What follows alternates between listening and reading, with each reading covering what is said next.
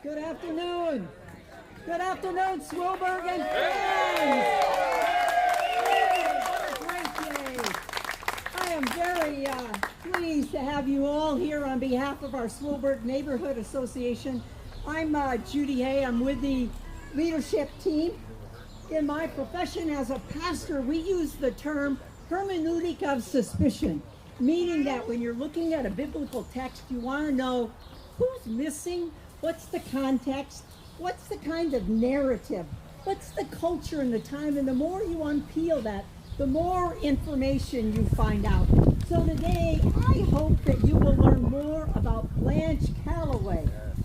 Our journey today began over 4 years ago, even in the midst of COVID, through two of our Swilberg members, Jack Mars and Frank Tenebrecht. They asked the hermeneutical question, what about Blanche Calloway? She was as famous as Cab. We went, who is Blanche Calloway? We have no idea. And thus began our journey. What we found is that she was not only a jazz musician, but she did so much more.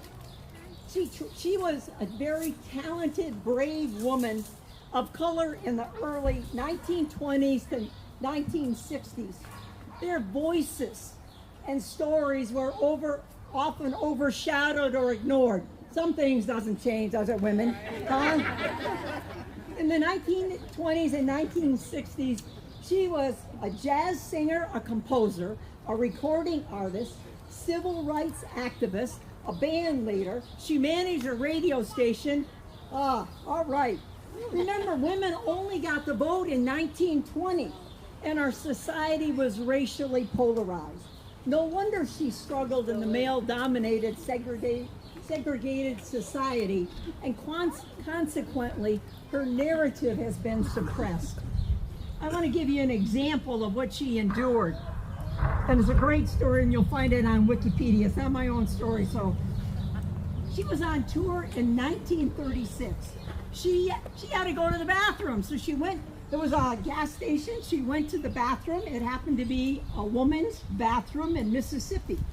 In response, of course, the police were called, and an orchestra member was pistol whipped, and both he and Calloway were jailed for disorderly conduct, and they were fined $7.50.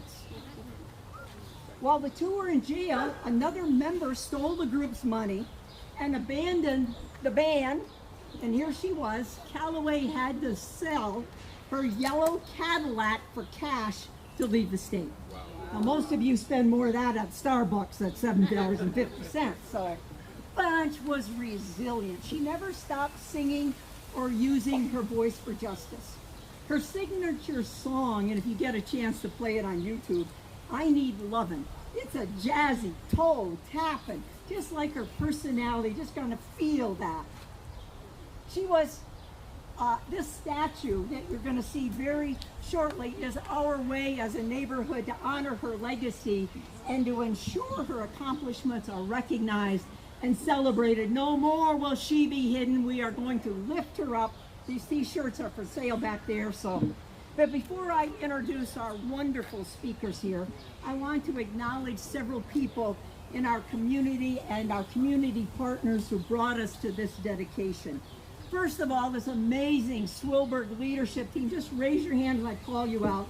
Julia Augustern, Ellen Chernak, Megan Fratelli, Dave Ferguson, Colin Henry, Mike Henry, Joshua Jacobs, Stephanie Jacques, Sarah Keys, Davey Larson, Kelly Marino, Joanne O'Neill, Bob Palmer, Mike Schaefer, Elliot Spengler, Bridget Wales.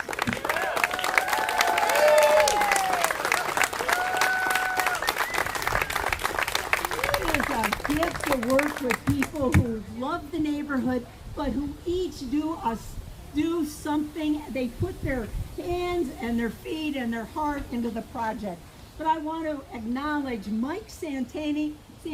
Where are you, Mike? Our stone mason. This beautiful plaza, as you see, is all natural stone. you'll see the cobblestones, and as Mike says, they were dear here during Blanche's time. So he also does lots of work, and you can sign him up to do your own patio later on. I want to introduce Mike Evans and Tom Pistacchi, who are here from the Southeast Area Coalition. And they are terrific community partners. They are support us with one of our grants as a fiduciary agent. We've done a playful sidewalk project together. They run the community tool library that many of the Swilberg residents are now a part of, and so we thank them for that.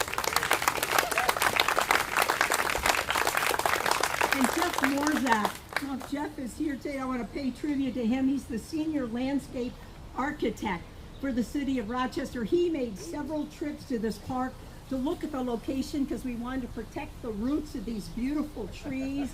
He gave us an incredible amount of advice. We pay tribute to Aria's Strategies on South Clinton, one of our women-owned businesses, who gave us the financial support for the children's activities.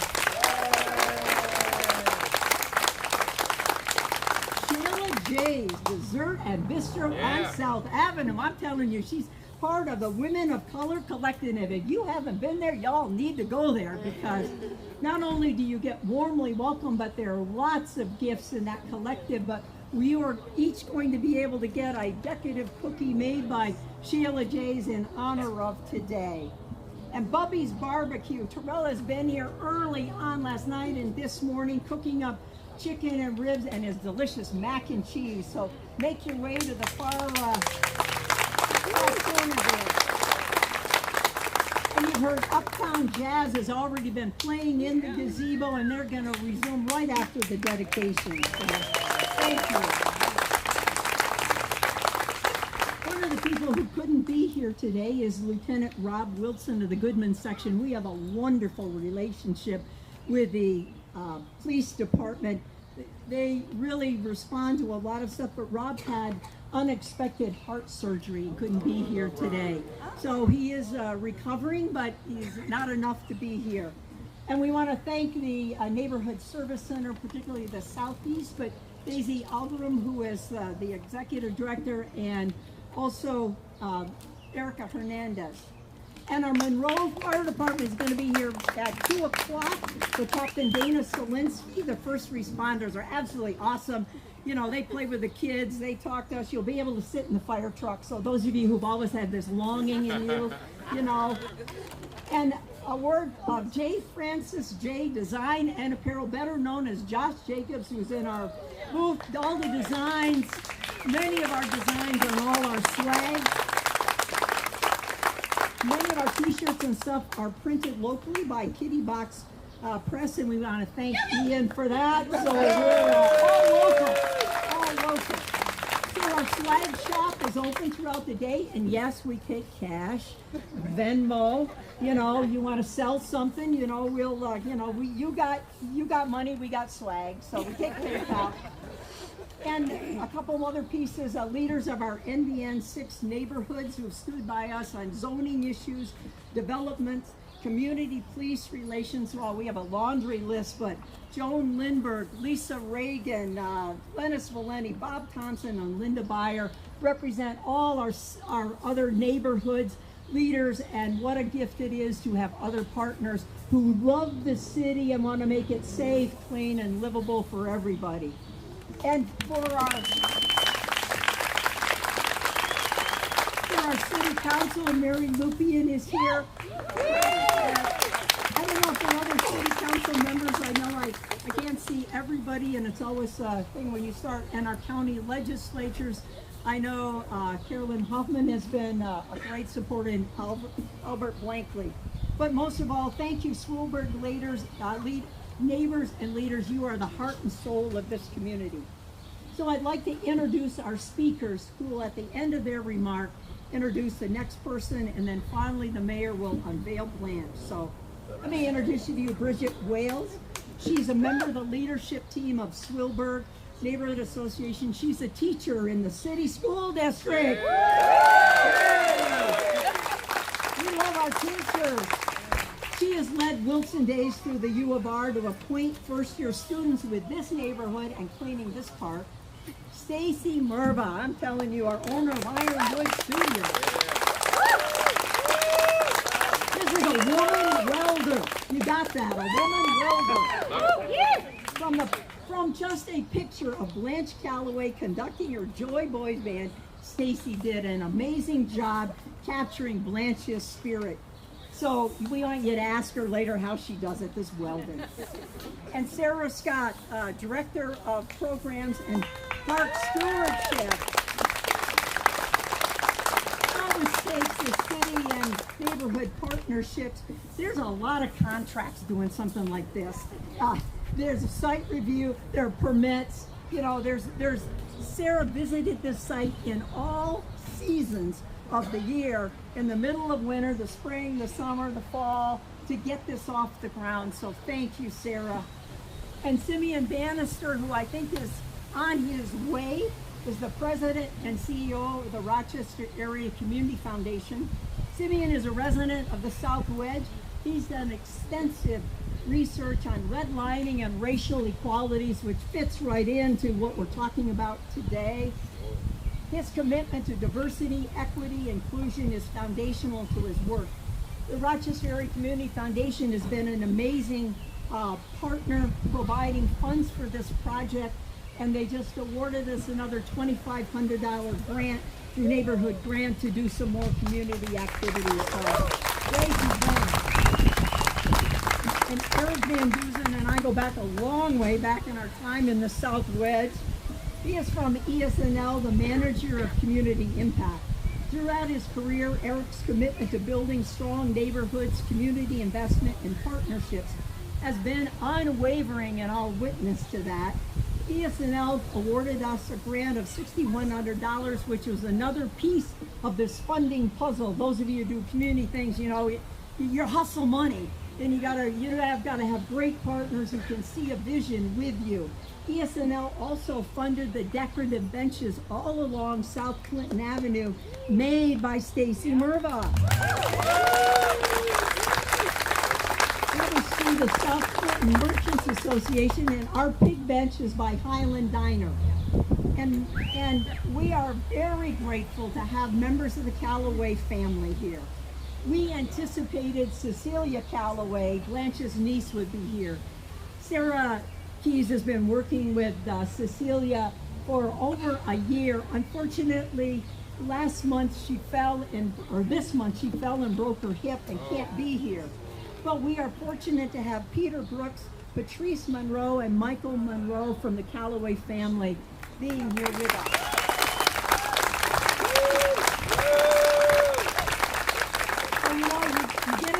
A preacher, and at the end you get a preacher's kid. So Mayor Malik Evans grew up in the South Wedge. He knows this community well. He has walked these streets. He has a passion for community partnerships and investment by neighbors in making this city, the whole city, safe, clean, and livable. He brings a wealth of experience in banking. You know him also as he worked on city council. But what you may not know is, if you listen to other leaders in the community, or if you're a business, you've been on Monroe, you know that the mayor walks his talk. He'll walk with his city staff, and you all better be taking notes, because there's stuff that he sees he wants done, because he believes we all can make a difference. It's our pleasure now, my pleasure, to introduce Bridget Wales from the Neighborhood Association to start our speakers.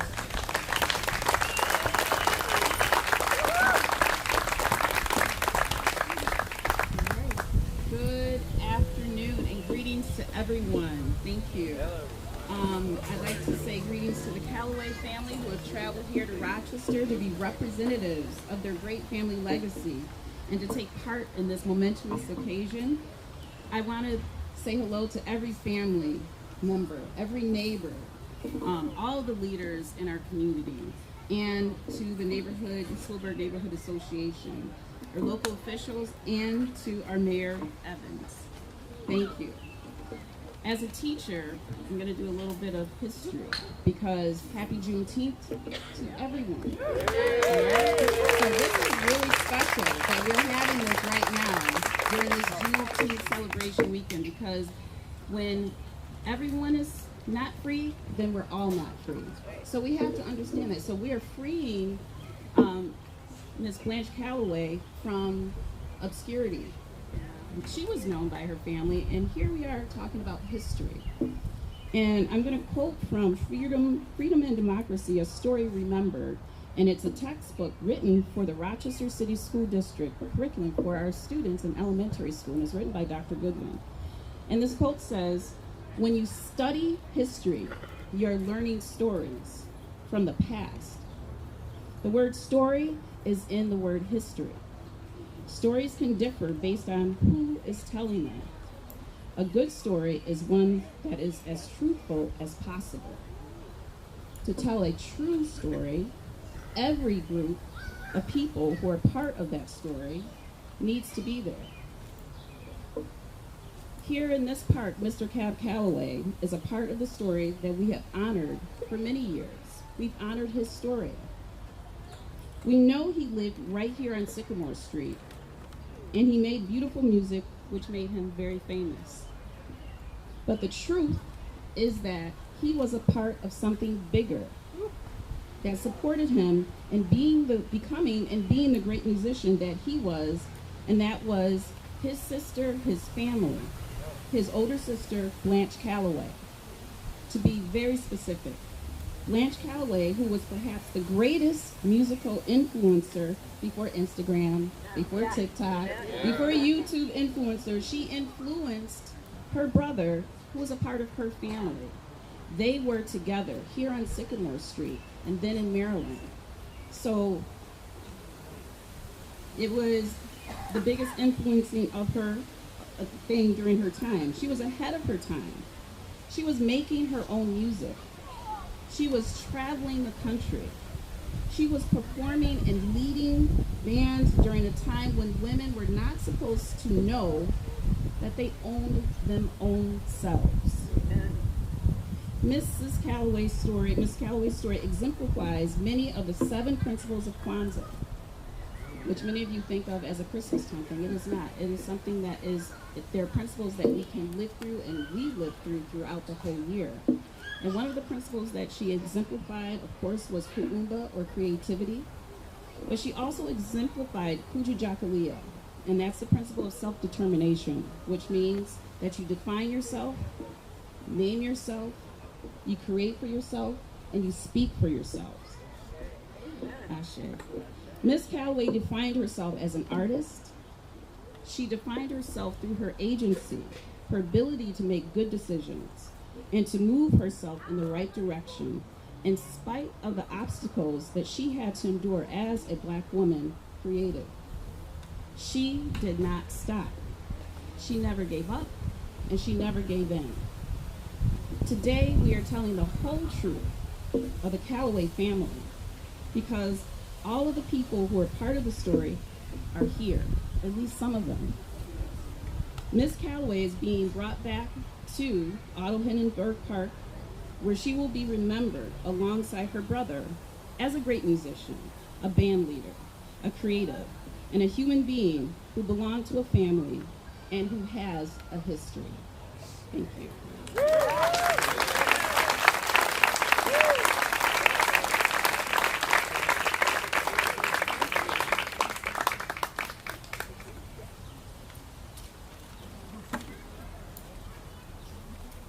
Hi, everyone. First of all, I want to express what an honor it has been to work on this project. Being a female artist in a male-dominated field, I felt a connection to Blanche and her pioneering spirit as soon as I heard her story. This project began back in 2019 when I met Judy Hay at a South Clinton Merchants Association meeting. I was brought in to create some custom benches representing the spirit and history along South Clinton Avenue here in Rochester. After seeing the benches on South Clinton, Judy asked if I'd be interested in creating a sculpture of Blanche Calloway for the Spielberg Neighborhood Association. I immediately felt the importance of this project and wanted to be sure I created something that would truly honor Blanche's life. After several meetings, research, sketches, and back and forth designs were settled on.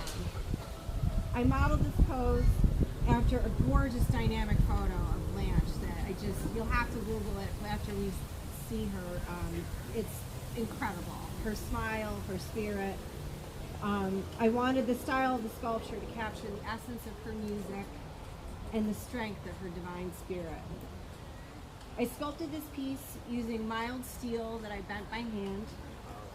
After grinding and sanding every joint and creating smooth transitions, the piece was powder coated in a dark bronze to create a classic look. The sculpture would not be complete without my longtime friend, Mike Santini, the stonemason on this project.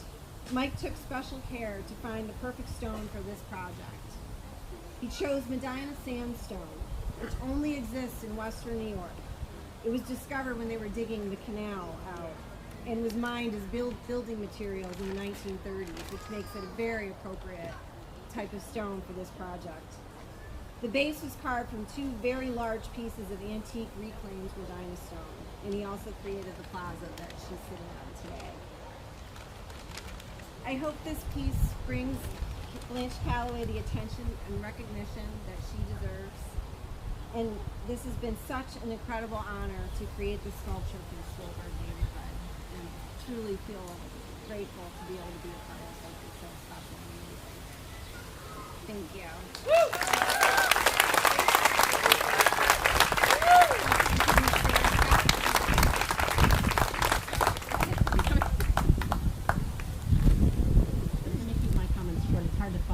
Awesome artist. It's one of the greatest pleasures of the work that I do in the community. Thank you, Lisa. To be able to work with great neighbors like this, to be able to meet amazing artists. Thank you to the mayor and to his team and to my supervisors that allow me the ability to come out into the community and learn amazing history about our city, our parks. There's a lot of difficult things about our city's history, but there's also a lot of amazing things about our city's history, and Blanche certainly represents that. I also want to say that, it's a small world in Rochester, so Stacey also is a mentor to young women at Edison Tech and teaching young women about welding. So similar to how Blanche probably represents a model to young women coming up in music at her time, Stacey and others in this community are doing the same thing. So this has been a pleasure. It's a beautiful day. I'm excited to celebrate it with everybody.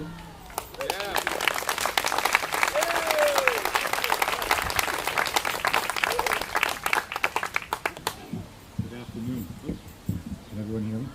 Yes. Good afternoon and welcome. On behalf of ESL, it's an honor to be here to share this special event with you all. Thank you to the Sloberg Neighborhood Association and the Southeast Area Coalition for taking the lead on bringing this long-deserved recognition to Blanche Calloway to fruition. We'd also like to thank the Rochester Area Foundation for its support, Stacey Mrva for the Ironwood Studios for designing and creating the sculpture, and stonemason Mike Santini, who built the base for the sculpture. At ESL, in our work, we see in our work to make the community thrive and prosper, we have the opportunity to hear about many initiatives taking place in our community to lift up individuals and families. This sculpture of Blanche Calloway helps to serve as a physical reminder of her legacy and the significant contributions she made to the music industry and as an advocate for civil rights. She was a remarkable person in her lifetime who demonstrated great determination and perseverance. Despite encountering one challenge after another during her lifetime, she never gave up on behalf of advocating for others. Our city is rich in history, and today is a proud moment where we get to shine a light on that history and the Calloway family who lived so close to where we're all now standing. The Sloberg neighborhood embodies the meaning of community, and it is a model for what strong, thriving neighborhoods can accomplish. Residents here work together to lift each other up, and ESL is proud to support this project that helps further beautify the neighborhood by honoring one of Rochester's most inspiring residents. Thank you.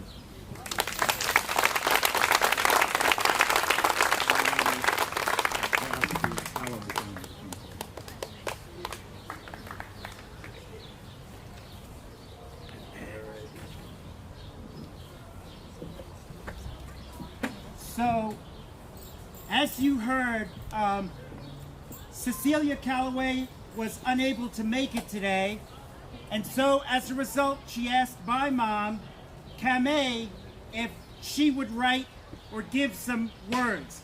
Now, Kamei is 96 years old. Wow. No. So she asked me to speak on her behalf. And this is what she wrote. There was Wonder Woman, and then there was Blanche Calloway.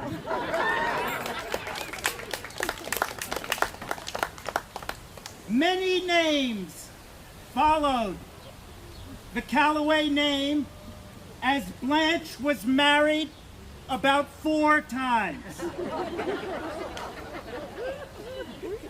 Now, you all know of her musical life.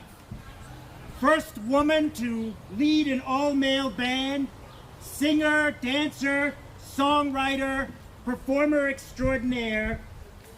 But what was she like as a person to the family that knew her? Well, we know that after her father's death as the oldest child, she felt responsible for the family and its monetary health. So she entered show business primarily to earn money. Blanche had a big, toothy smile, bright, intelligent eyes, and long, black, wavy hair, which she used, as many do today, to enhance her act. And we know that she taught this hair thing to Cab. True. But Blanche was a Christian Scientist. She believed deeply in God's healing powers and in the rules of the religion. For example, after a car accident, she refused a blood transfusion. But when she was jailed for a few hours in the Deep South for using a white restroom, she told me her statement to the judge was, "I don't care if you're white or colored, when you gotta pee, you gotta pee."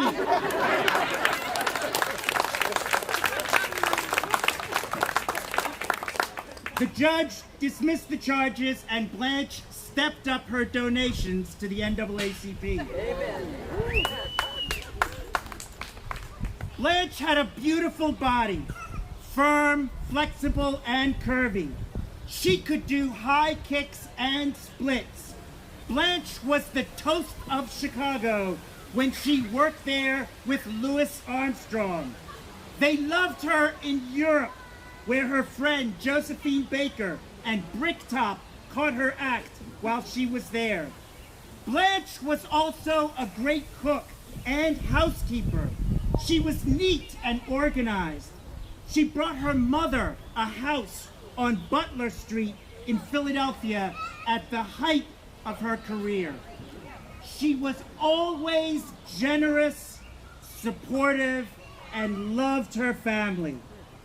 My mom writes, when she directed a little church play in Baltimore, Blanche sent her a telegram like she was a big-time producer. Blanche would sponsor and feed professional boxers.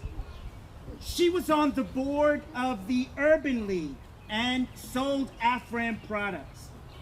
She was the first African-American woman to manage a radio station in Florida.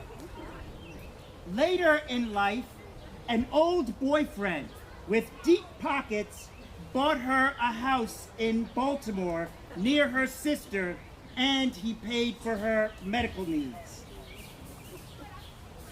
Her last wish, as she was dying, was use boot polish if you must, but there will be no gray hair on my corpse.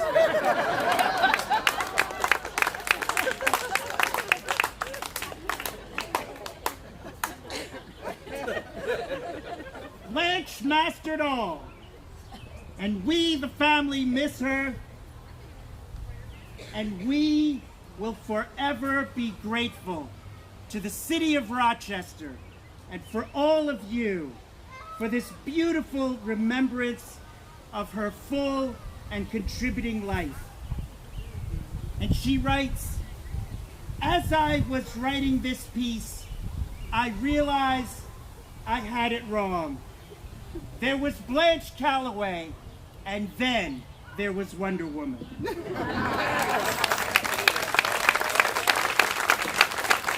And now, ladies and gentlemen, the moment that you've all been waiting for, the mayor of the city of Rochester, Mayor Malik Evans. Thank you. What an honor to have the Calloway family here. And I know a 96-year-old woman wrote that. I can imagine if she was here. Man, you channeled her well. Just let me say it's great to be back in Swillburg neighborhood. I get my hair cut here. What little bit I got left every other week over at 1040 Barber Lounge. I spend a lot of time in this park as a kid. As Judy knows, I go back with Judy way back. She knew me when my ears were even bigger. I grew into them a little bit. So I've known Judy Hay for a long time. It's so good to see my Sikh folks here.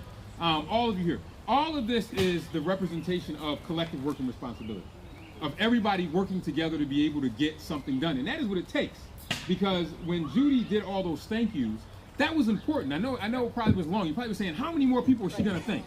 But the reason why that was important was because you have to understand that in this business, and in the business I understand of government, it's not me, it's we. We can't do this alone, and it takes a collection of people to be able to do this. And that is why it's important to give a round of applause to all of those folks. And I'll be brief. I've been running around all day today because it's been Juneteenth, so that's why Simeon's not here. So I can vouch for him. We were at the Juneteenth parade. It's World Refugee Day today, so I was over at a World Refugee service today. Then I got another event for Juneteenth. But I think that it's amazing how things just kind of fit together. Here we are celebrating a woman that some may not have known. They know Cab Calloway, but she was his older sister. And as someone who has two older sisters, I can tell you they have a huge influence on you. So I'm sure, and we know, that she had a major influence on Cab. So that's important. And what else is interesting, you heard this from a number of the speakers, is that she was an African-American woman at a time where women were relegated to second-class citizenship. But despite that, she still broke through walls. She broke through walls and persevered. And how great is it that you have the person that put this statue together, Stacey, who is a welder, and I'm sure there's a lot of women welders. There's hundreds of them. A woman welder who is in a field that is male-dominated, that welded this great statue.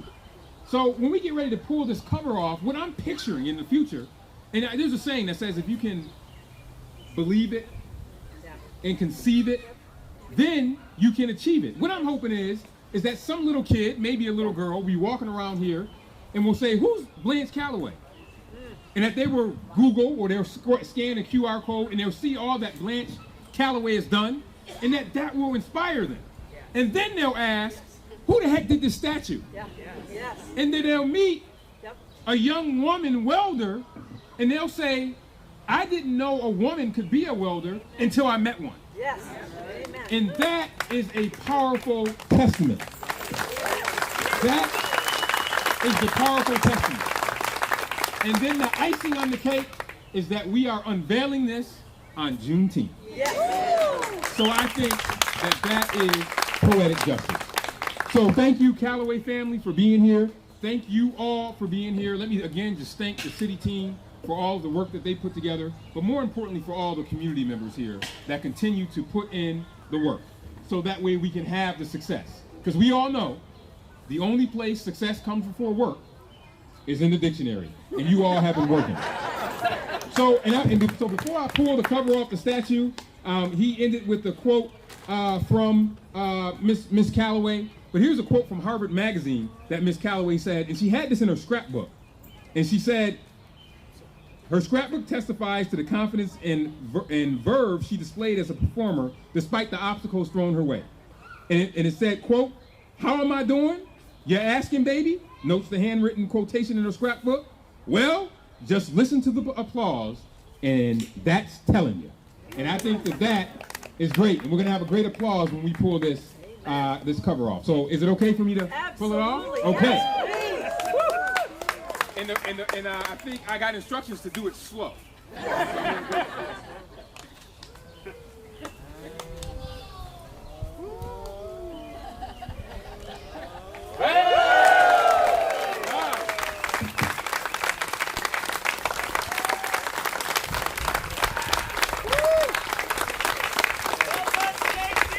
I think the artist did a good job.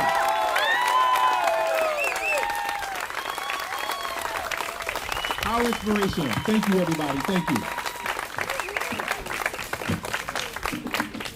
Well, this concludes our time. We hope you'll go back to Bubby's Barbecue, back and have lunch. Join our Swilberg shop and get your lots of photos with the mayor. And most of all, also, here are the cookies. Please take a cookie with you.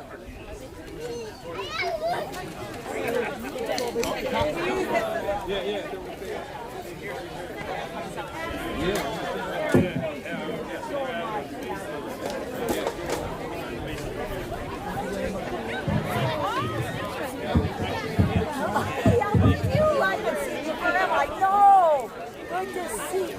Here, over.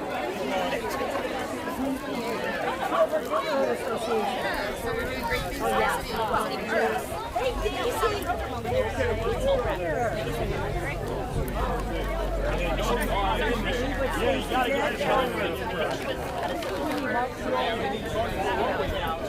Behind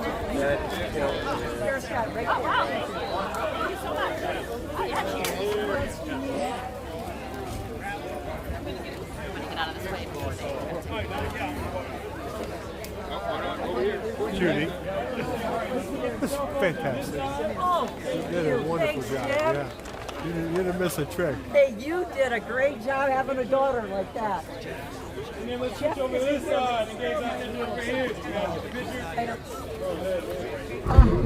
And one time for our official photography. Oh. And look right in her camera right here. How you doing, neighbor? Good to see you. Good to see you. We're going to say hi to Judy.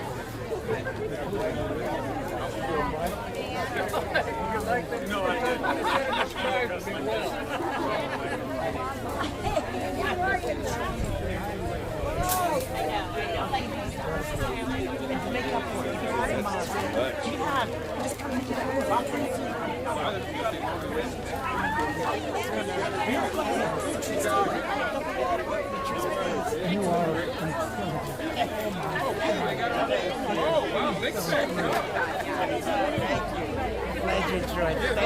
Great words. Thank you. Awesome. Hey, our pleasure.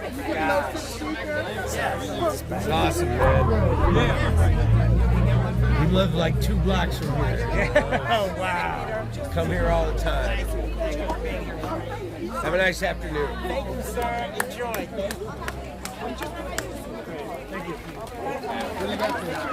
So that's the guy that did the bass. From Sandstone, from Newport or somewhere. All right, that's really cool. I didn't know it's like a real vibe. So that's sort of like a Peter, it's so nice to see you. What a wonderful speech. Best of the bunch. Did you make No. You're a great orator. I'm sure you've been told that many times. Thank you. I'm Steve. Yeah. And you know how to use the microphone. There, just let it out. Project. All right, we might as well. Did you get your 2 feet? Ooh, I know. See, that's why nobody can. That's all. That's my favorite saying. I show them that all the time. I say, yeah. I know. I see that.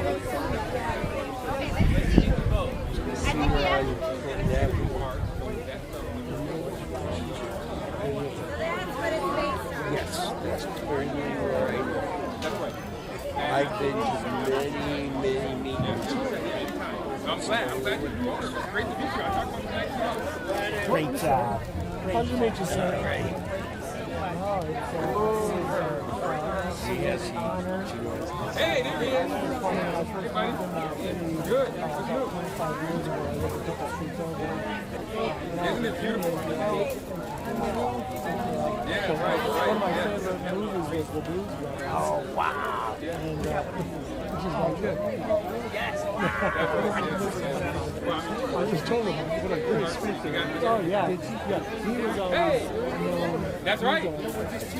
That's right. That's right. Good seeing you. Cindy, yeah, absolutely. Yeah. Oh, yeah? His speaking was brilliant.